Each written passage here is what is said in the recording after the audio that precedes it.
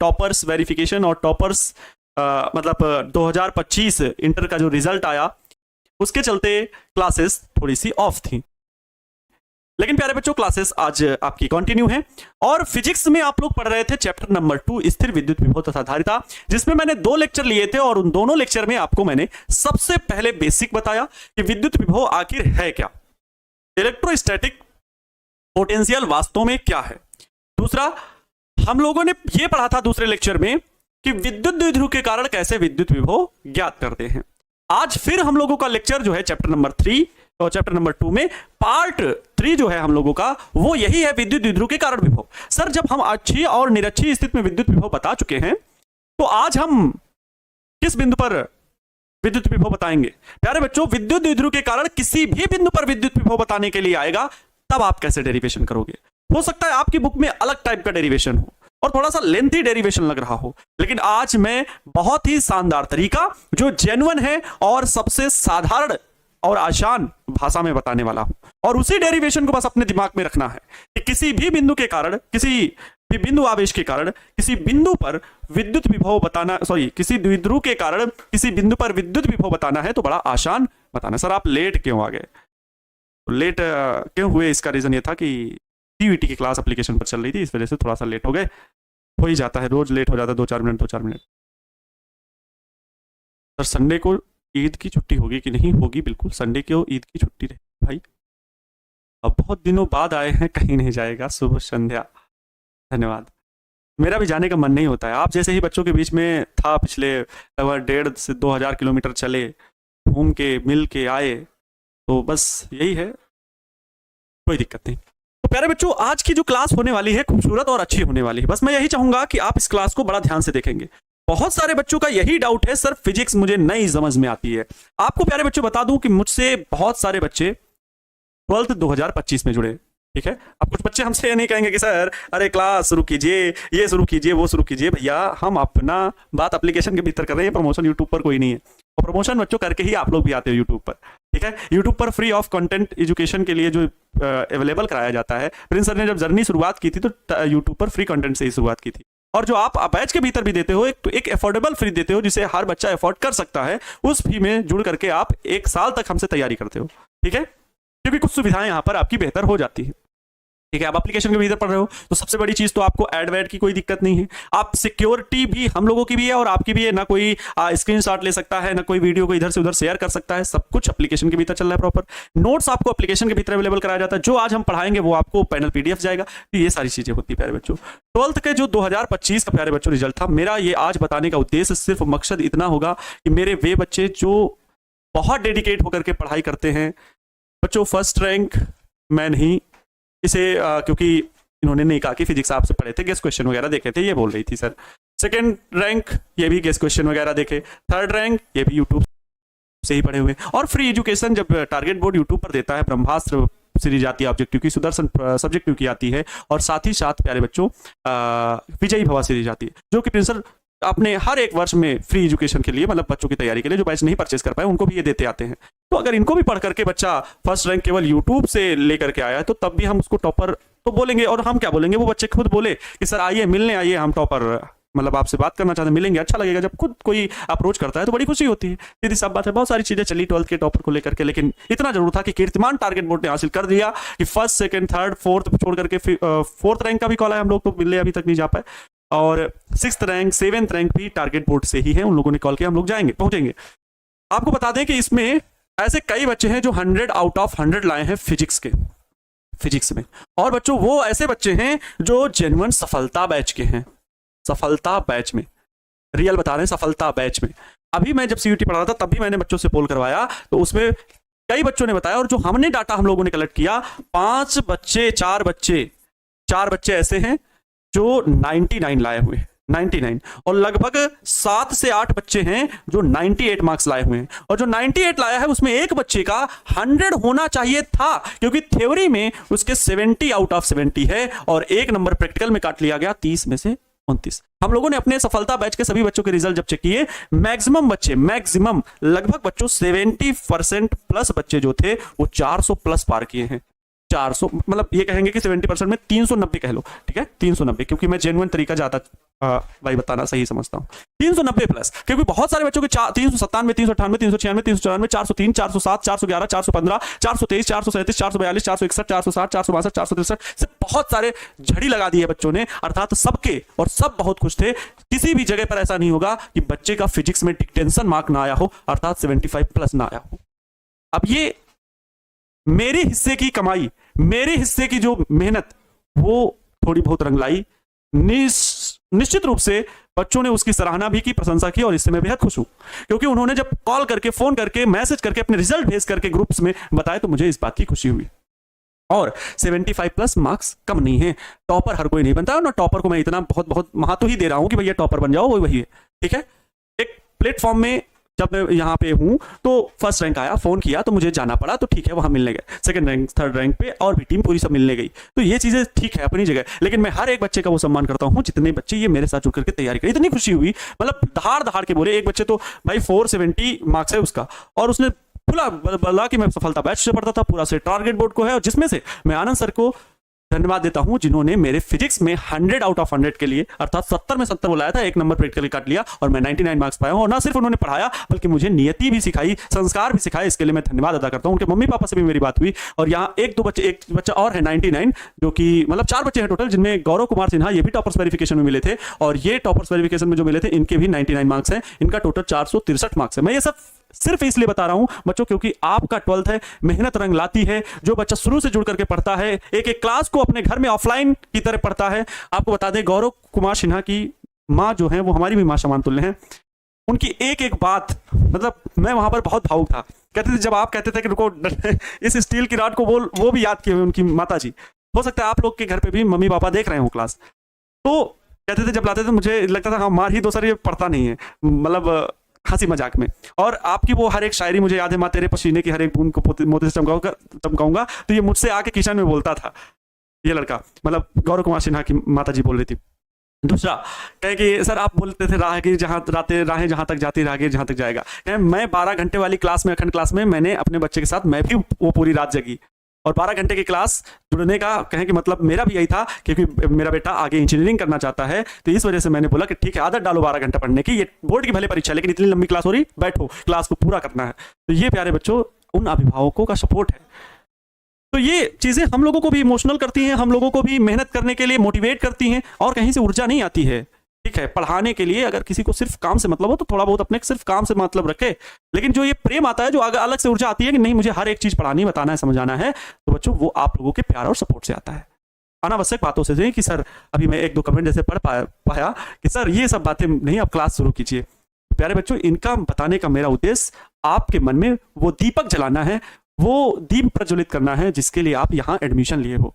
आप मुझसे फिजिक्स सीख रहे हो, पढ़ रहे हो, इसका मकसद मेरा कतई ये उद्देश्य नहीं है एप्लीकेशन के भीतर इन बातों को बताने का, सिर्फ और सिर्फ मकसद मोटिवेशन है। और इसी 1 घंटे में मुझे आपको मोटिवेट भी रखना है, आपको सही बातें भी बतानी है कि लाइफ में आगे बढ़ने के लिए क्या चीजें जरूरी हैं, और हो सकता है उनको बता करके मैं कुछ बच्चों के मन में बहुत सारी चीजें रख पा रहा हूं।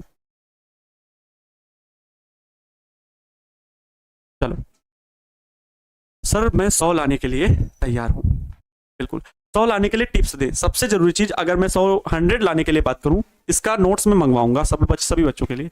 नोट्स मेरी क्लास में मैक्सिमम बच्चे क्लास के भीतर ही जो मैं डेरिवेशन करा रहा होता हूं उसकी हेडिंग लिखते हैं। अगर वो लिख पाते हैं तो साथ साथ में मेरे नोट्स बनाते हुए चलते हैं। जिस जगह उनकी लैंग्वेज छूट गई होती है, क्योंकि समझना सबसे जरूरी है, जब वो समझते हैं और कहीं पर समझने में क्योंकि लग रहा है कि नहीं सर ये तो नहीं समझ में, एक बार रिपीट कर ले, नोट अपना पेन रख दिए साइड में, ठीक है फाइनल पीडीएफ से बाद में लिखेंगे, लेकिन पहले समझ रहे हैं वो।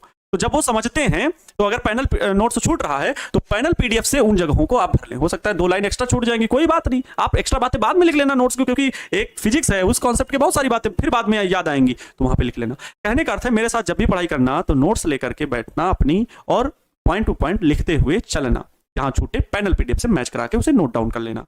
दूसरी चीज, जब प्रैक्टिस के क्वेश्चंस आए तो प्रैक्टिस क्वेश्चंस करना। अभी घबराने की जरूरत नहीं कि सर प्रैक्टिस कराओ, सब्जेक्टिव क्वेश्चन वो वाला बता दो, ये बिहार बोर्ड में इंपॉर्टेंट क्वेश्चन बता दो, तो ये सिर्फ और सिर्फ नकारात्मक सोच वाले व्यक्तियों की निशानी।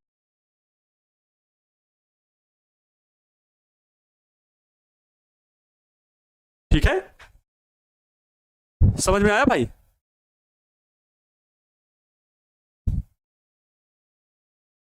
क्लियर? एक सेकंड बाबू।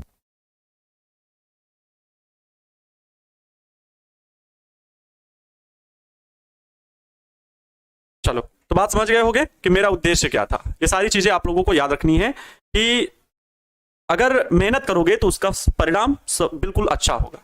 अब बात करते हैं बच्चों, जो आज हम लोगों को पढ़ना है कि किसी भी बिंदु पर विद्युत विभव कैसे बताएंगे विद्युत द्विध्रुव के कारण। तो हेडिंग और प्रश्न दोनों एक ही चीजें हैं यहां पर जो मैं लिखने वाला हूं। जैसे हेडिंग क्या है आपकी, विद्युत द्विध्रुव के कारण, हेडिंग लिखिए सभी लोग अपनी कॉपी में, बस यही तरीके अपनाने हैं।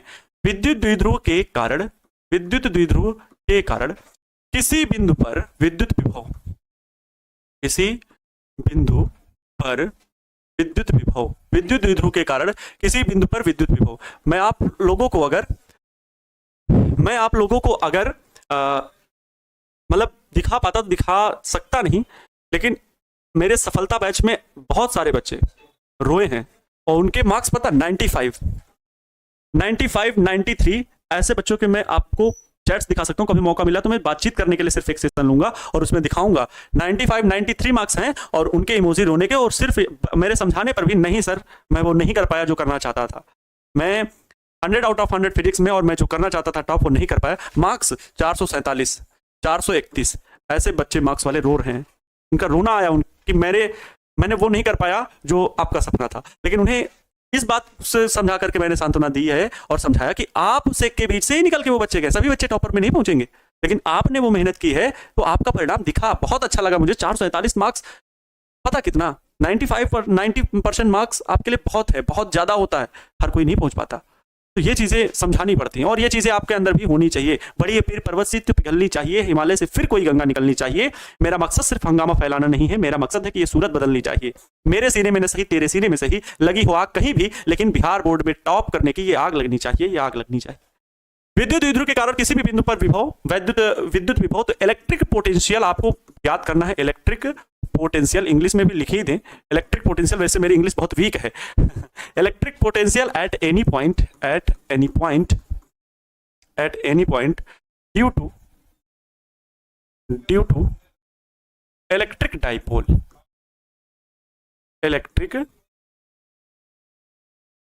डाइपोल। ठीक है, चलो ये एक हेडिंग लगाइए जल्दी से और फिर देखिए इसको कैसे सॉल्व करना है। ये चीज हम सिखाते हैं, कैसे सॉल्व करना है ये चीज हम आपको सिखाते हैं। विद्युत द्विध्रुव के कारण किसी भी बिंदु पर अगर विद्युत विभव बताने के लिए बच्चों डेरिवेशन आए तो बहुत ही आसान है इसको समझना। अगर आपके पास बुक किसी भी प्रकाशन की है तो उसमें थोड़ा सा डिफिकल्ट लिखा होगा, लेकिन मैं आपको बता रहा हूं। या विद्युत क्षेत्र की तीव्रता विद्युत द्विध्रुव के कारण किसी भी बिंदु पर निकालने के लिए जब आता है तो उसका डेरिवेशन जो है वो बुक्स में दूसरे टाइप का ज्यामितीय विधि से है, जबकि मैं सदिश भौतिक राशि है विद्युत द्विध्रुव आघूर्ण, उसका यूज करके मैंने आपको विद्युत क्षेत्र की तीव्रता ज्ञात करना बताया था। याद हो तो बहुत आसान था। ठीक वैसे ही बच्चों विद्युत विभव कैसे हम ज्ञात करेंगे इस बात को सीखना है।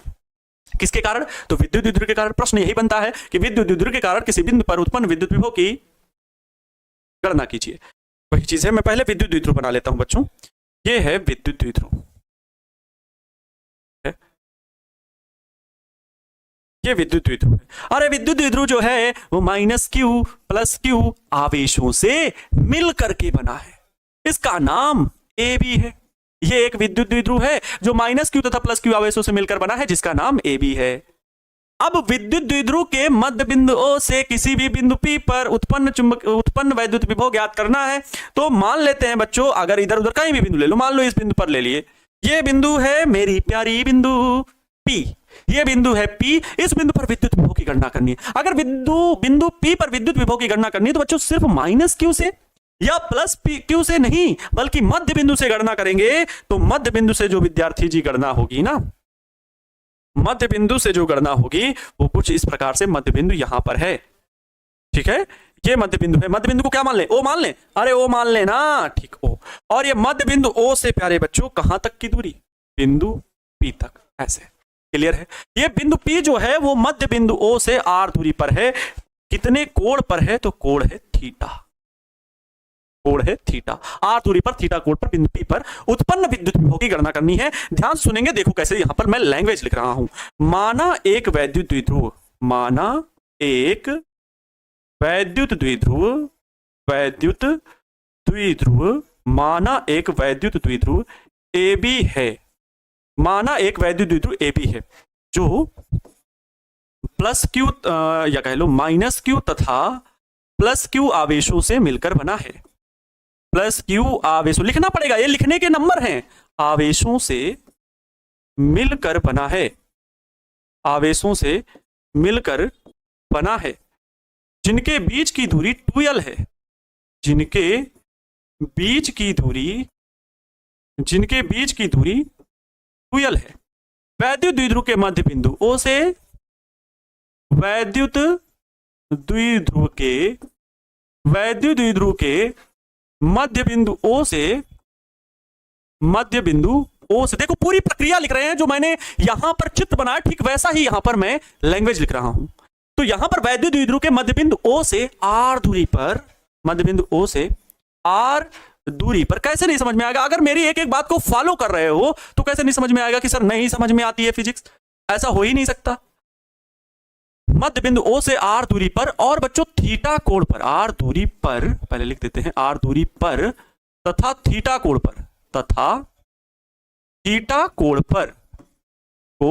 पर किसी बिंदु P पर, R दूरी पर थीटा कोण पर किसी बिंदु P पर उत्पन्न विभव की गणना करनी है।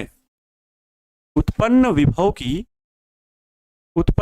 की गणना करनी है। ठीक है बच्चों, उत्पन्न विभव की गणना करनी है। क्लियर हुआ? कैसे लैंग्वेज लिखना है? अभी चित्र पूरा कंप्लीट नहीं हुआ मेरे दोस्त, अभी इसमें बातें तो बाकी हैं, क्योंकि हमें विद्युत विभव ज्ञात करना है, वो सबसे जरूरी है।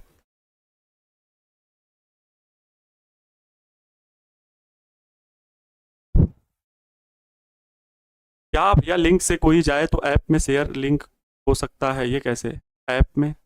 नहीं भैया, वो एक लिंक पे चलता है तो उससे कुछ होने वाला नहीं, वो प्राइवेट रहता है वीडियो। ठीक है, बताइए, इतनी बात समझ में आई? क्लियर है?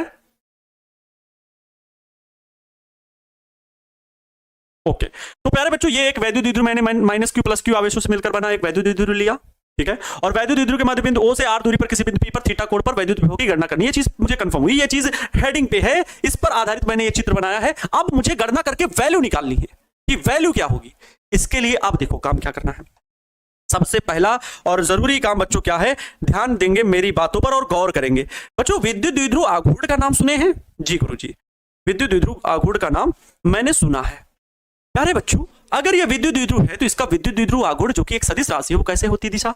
माइनस क्यू से प्लस क्यू की ओर विद्युत द्विध्रुव आघूर्ण की दिशा होती है। तो माइनस क्यू से बच्चों प्लस क्यू की ओर, ये एक मैंने क्या बता दिया, विद्युत द्विध्रुव आघूर्ण की दिशा हो गई। इसे हम क्या बोलेंगे बच्चों? पी। ये सदिश राशि है तो वेक्टर इस पर लगा दे रहे हैं।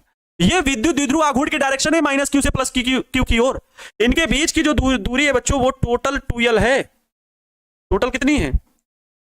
2l है, ये यहां तक की दूरी।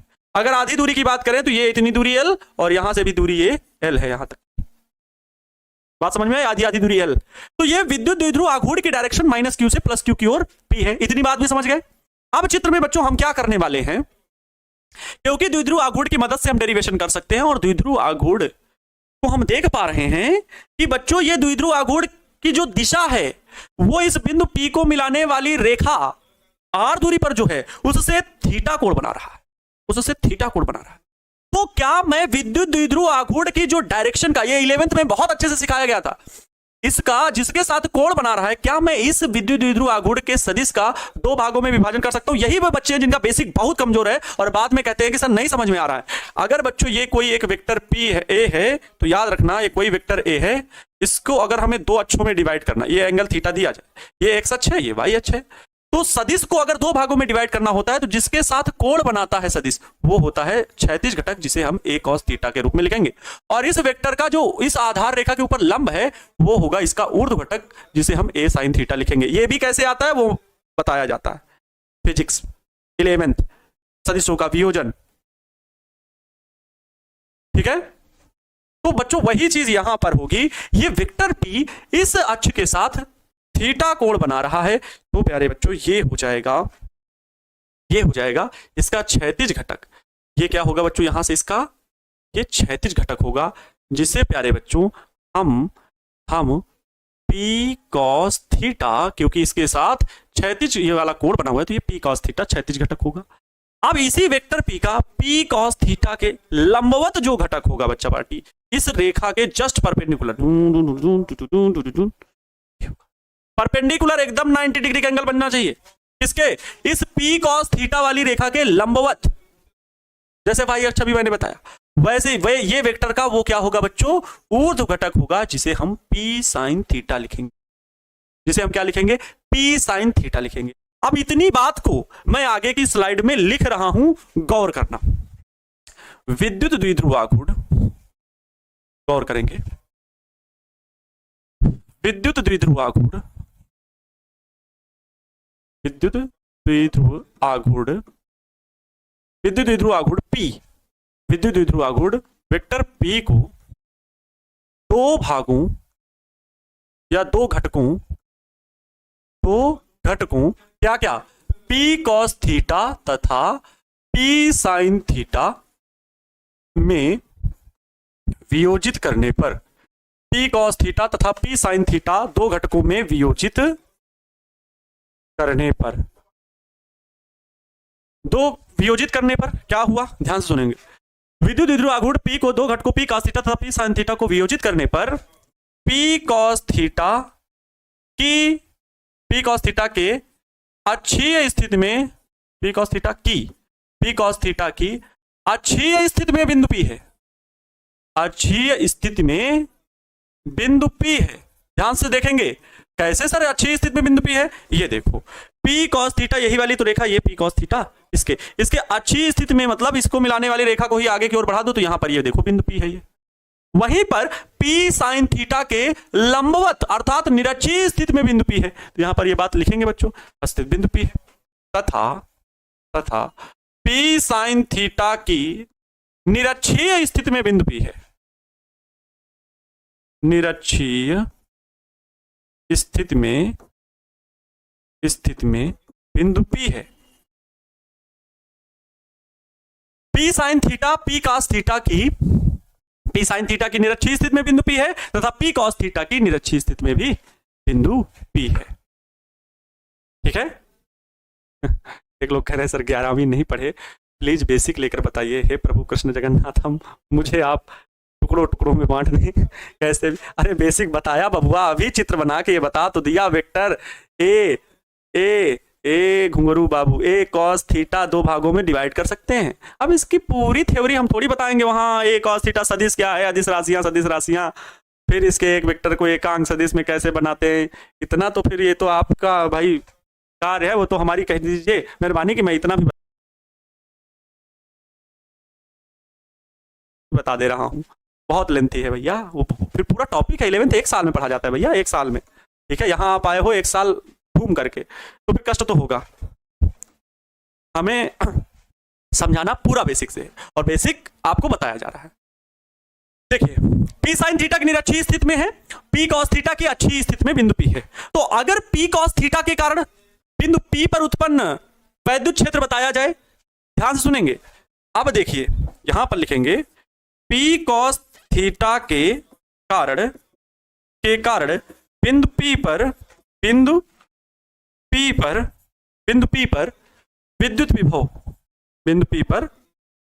विद्युत विभव, तो आपने ऊपर लिख दिया है कि अक्षीय स्थिति पर विद्युत विभव है ना, अक्षीय स्थिति पर बिंदु पी है ना। तो उसके लिए बच्चों हम अगर ये V1 मान लें, तो V1 बराबर हम लोग किसी एकल बिंदु आवेश के कारण वैद्युत विभव का सूत्र बताओ। एकल बिंदु आवेश के कारण वाले में जब हम लोग हल्के वैद्युत द्विध्रुव के कारण किसी बिंदु पर विद्युत विभव निकाले थे, वैद्युत द्विध्रुव के कारण किसी बिंदु पर विद्युत विभव निकाले थे, एकल बिंदु नहीं वैद्युत द्विध्रुव के कारण 1/4 पाई एप्सिलॉन नॉट P अपान में R² आया था। अब अगर विद्युत द्विध्रुव के कारण अक्षीय स्थिति में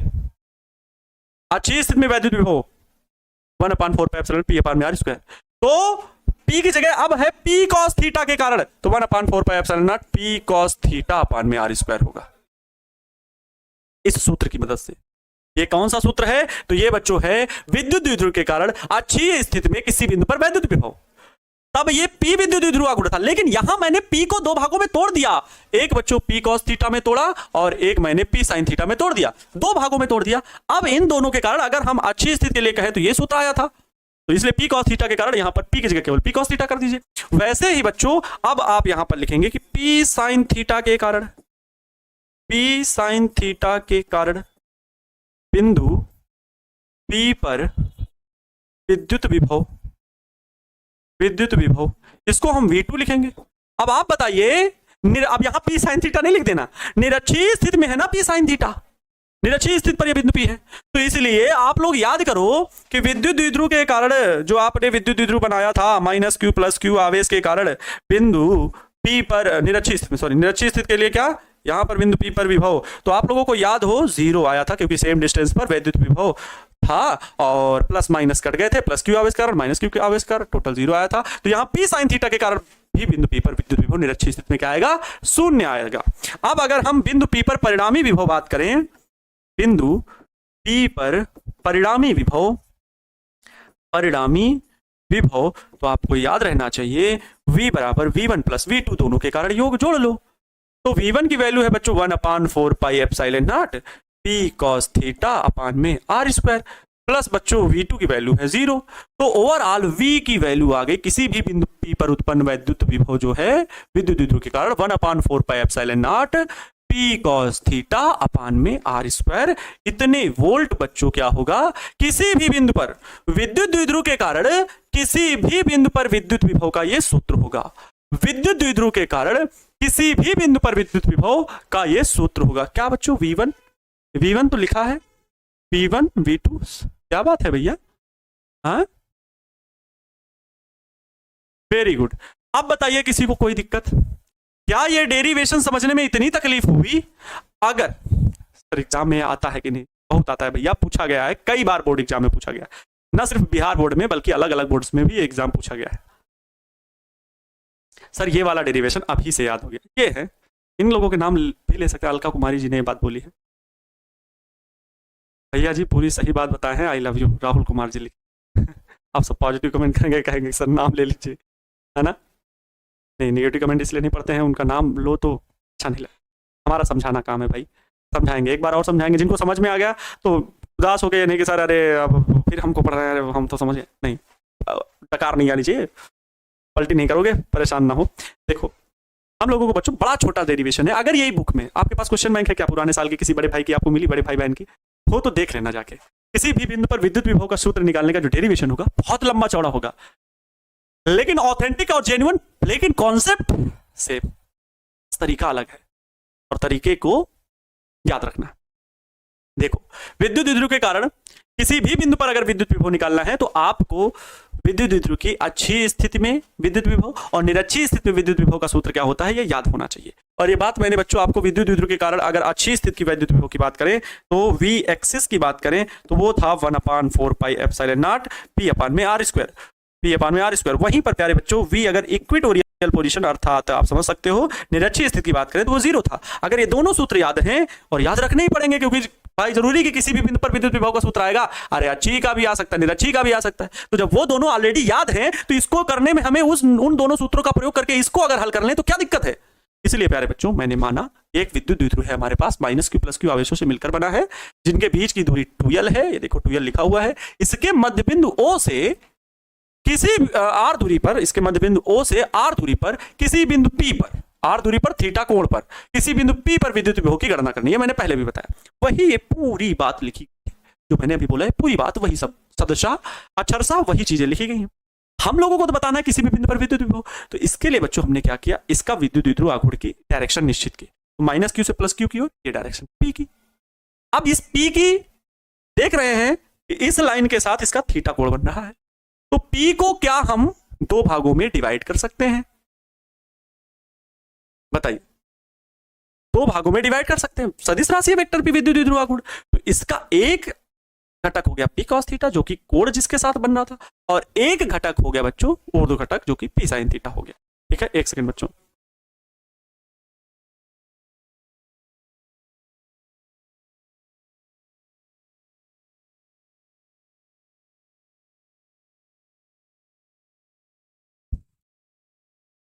क्लियर हुआ?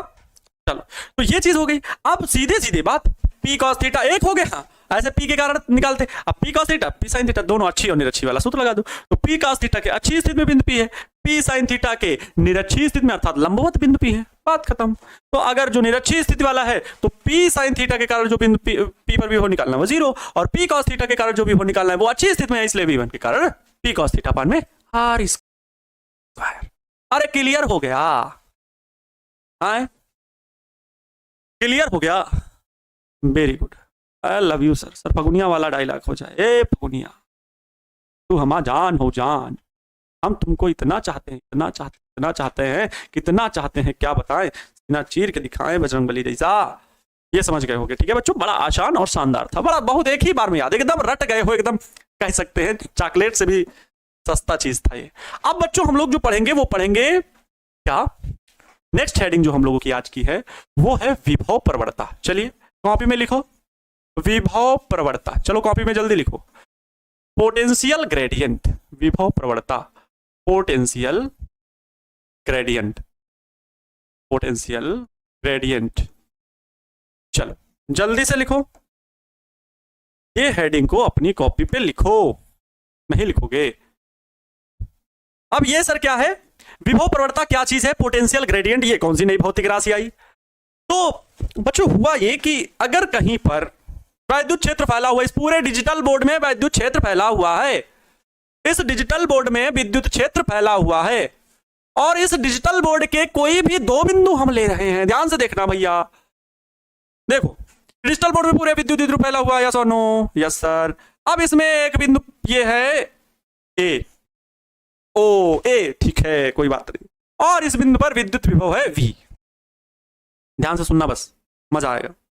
इससे कुछ दूरी जैसे ही हम आगे बढ़े, जैसे ही हम थोड़ी दूरी चले, क्या हुआ, जैसे ही बच्चों हम थोड़ी दूरी चले, बहुत छोटी सी दूरी मान लेते हैं, छोटी सी डिस्टेंस हम dr चले, सर इतनी लंबी लाइन खींच दी, बता रहे छोटी डिस्टेंस चल रहे, अरे नहीं भैया वो छोटी दूरी है, बस आपको जूम करके मैं दिखा रहा हूं, इसलिए वो उसको मैंने बड़ा बनाया है।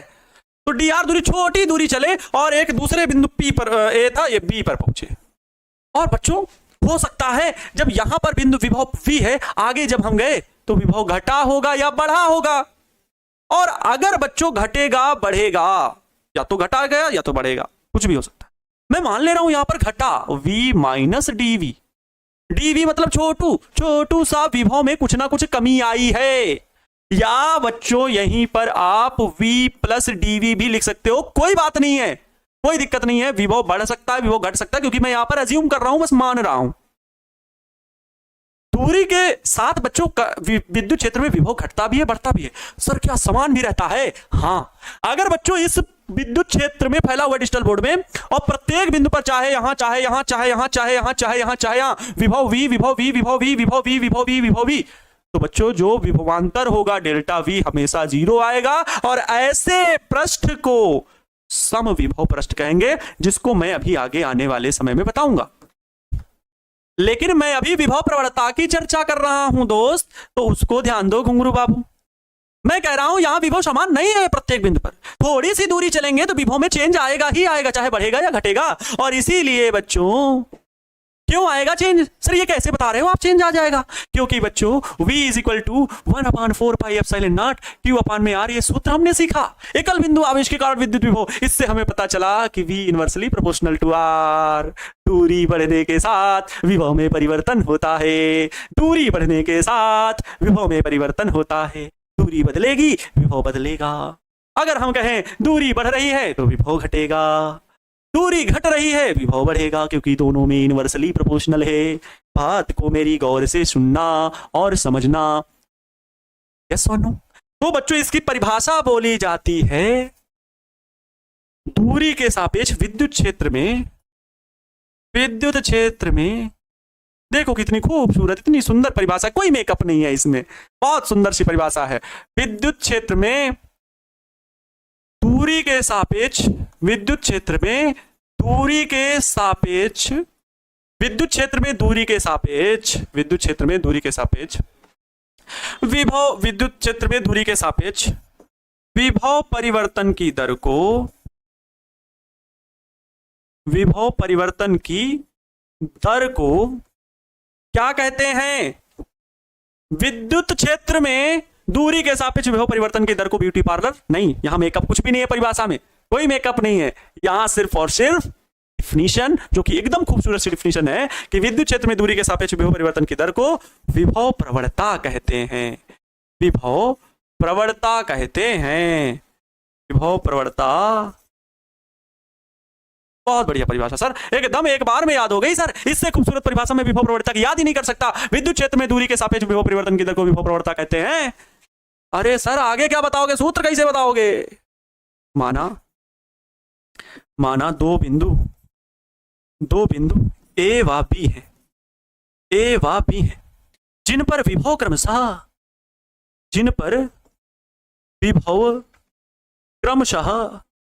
ए पर विभव v तथा b पर विभव v माइनस dv। मैं फिर कह रहा हूं v प्लस dv भी ले सकते हो, उसको भी बता दूंगा। v माइनस dv है, v प्लस dv लेकर के बता दूंगा। dv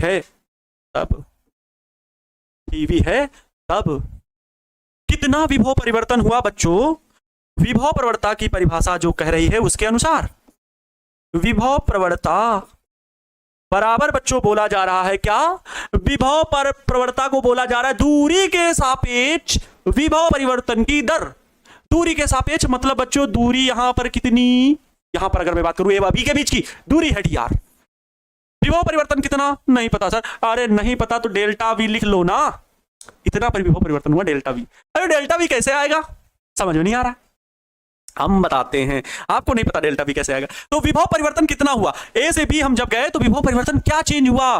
परिवर्तन निकालने के लिए क्या किया जाता है, क्या किया जाएगा? अगर कोई चीज आपके पास अगर बच्चों 100 रुपए थे 70 खर्च हो जाए तो कैसे निकालोगे? 100 रुपए थे 70 खर्च हो जाए तो कैसे निकालोगे? मतलब 100 माइनस 70 कहोगे, बच्चे कितने? 30। तो कितना विभव में परिवर्तन हुआ? पहले बी था, बी पर गए तो v माइनस dv हो गए, अर्थात कुछ घट गया। तो निकालने के लिए हम क्या करेंगे? ज्यादा वाले में कम वाला भाग घटाएंगे, तो v माइनस ब्रैकेट में v माइनस dv करेंगे। तो बच्चों क्या होगा? v minus v plus dv बटे में dr, v से v बर्बाद हो गया। इस प्रकार बच्चों विभव प्रवणता बराबर आया क्या? विभव प्रवणता बराबर आया dv बटे dr। Point to be noted my dear students, dv बटे dr। इस हिसाब से इसका मात्रक जो है वो विभव के लिए वोल्ट लिखेंगे और दूरी के लिए मीटर लिखेंगे, वोल्ट प्रति मीटर। अब बात आती है कि इसकी विमा मात्रक निकाल सकते हो, कोई दिक्कत नहीं। बताओ इसकी इतनी खूबसूरत सी डिफिनीशन आपको पहले बताओ समझ में आई कि नहीं? ये जो मैंने डबल इन्वर्टेड कामा में इसकी डिफिनीशन लिखी, ये आपको समझ में आया कि नहीं? बोलो, समझ में आया ना? क्लियर था? गलत लिखा था क्या? अरे 100 में 70 घटे 30 आया, अच्छा सही था ना? ठीक, कोई बात नहीं, 100 में 70 घटेंगे 30 आएगा। मैंने क्या लिखा था मुझे नहीं पता। Yes sir, very good very good. तो बच्चों ये विभव प्रवणता का सूत्र हो गया, मात्रक वोल्ट प्रति मीटर हो गया। अभी विभव प्रवणता की बातें कुछ बाकी है, क्या बाकी है सर? इसमें अब क्या बाकी रह गया? इसकी बच्चों दिशा क्या होती है, ये कैसी राशि है? तो विभव प्रवणता जो है बच्चों यह अदिश राशि, सदिश राशि है। विभव प्रवणता कैसी राशि बच्चों? सदिश राशि है। विभव प्रवणता सदिश राशि, कितने लोगों को पता है? बुक है, देख लो। विभव प्रवणता जो होता है बच्चों वो सदिश राशि होती है। अच्छा, इसकी दिशा भी बताना जरूरी है। तो इसकी दिशा जो होती है, इसकी दिशा निम्न विभव से उच्च विभव की ओर होती है। इसकी दिशा निम्न विभव से उच्च विभव की ओर होती है, उच्च विभव की ओर होती है, और होती। ये हो गया बच्चों, ये पॉइंट्स हो गए। विमा बता दो, विमा। तो विमा बच्चों विद्युत विभव की विमा V बराबर W अपान में Q से निकाली गई थी, है ना? V बराबर W अपान में Q से निकाली गई थी। विभव विमा जो है वो निकलेगी ML, विभव की विमा जो है वो W अपान में Q, V बराबर तो ML2T माइनस 2, और ये AT था तो ये आया था ML2T माइनस 3 A माइनस 1। ये विभव की विमा हो गई, बटे में dr दूरी है तो L की विमा ये हो गई ML। तो इसकी विमा जो बच्चों बन जाएगी, ये दूरी था ना dv बटे dr, dr जो कि लंबाई है, लंबाई की विमा L लिखी जाएगी। ये अब 11th नहीं पढ़े हो तो ये सब चीजें नहीं आएंगी भैया, इसका बेसिक भी बताया नहीं जा सकता। और जो लोग नहीं पढ़े हैं तो भैया क्रैश कोर्स पढ़ाया था, 11th का, तब जुड़ जाते, तब देख लेते, और नहीं भी देखे हो अभी भी वीडियो पड़ी हुई है क्रैश कोर्स की 11th की, टोटल वीडियोस जो है वो कुछ पड़ी हुई है आपके सदिश की, वेक्टर की, उनको देख लो, विमाओं को देख लो, जरूरत पड़ेगी पूरे 12th में, फिर मुझे मत कहना। एम एल बच्चों एक एल कट जाएगा तो केवल एल बचेगा, एम एल टी -3 रहेगा, ए -1 रहेगा, ये इसकी विमा हो गई। अब कुछ लोग कहेंगे कि सर अगर यहां पर v प्लस डी ले लीजिए तब क्या? तो बच्चों विभव बढ़ गया, आपके पास 100 रुपए थे, 130 नहीं 100 रुपए थे, 50 रुपए आपकी बुआ दे गई, हाँ आपके मौसी जी आई तो वो दे गई 50 रुपए, आपके पास मतलब कुल मिला के 150 रुपए हो गए, 50 रुपए कोई भी एक आदमी आया दे गया आपको।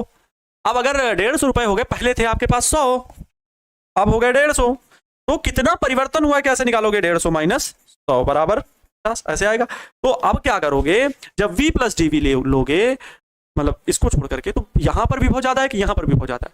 अरे भैया यहां पर ज्यादा है, क्यों? चाहे छोटा सा ही पॉइंट ज्यादा हो dv, लेकिन v से ज्यादा है, v से यहां ज्यादा है, ये ज्यादा है, ये तो ज्यादा वाले में कम वाला घटाओगे, फिर जो यहां ऐसे लिखे थे ना v माइनस dv, अब लिखोगे अगर v प्लस dv लोगे तो लिखोगे v प्लस dv माइनस का v, तब भी v से v कैंसिल आउट हो जाएगा और dv बटे dr ही आएगा।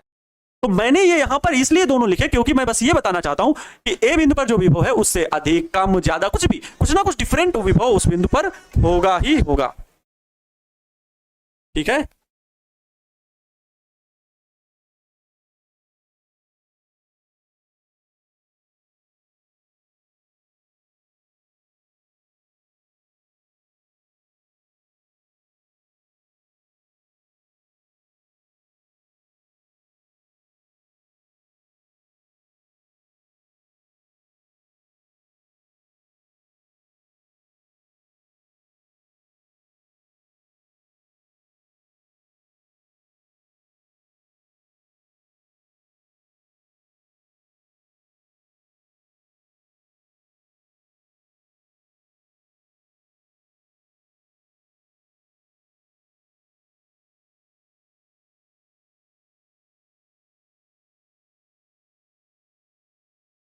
हाँ, विभव प्रवणता एवं विद्युत क्षेत्र की तीव्रता, ये बच्चों इसके बाद नेक्स्ट हेडिंग है।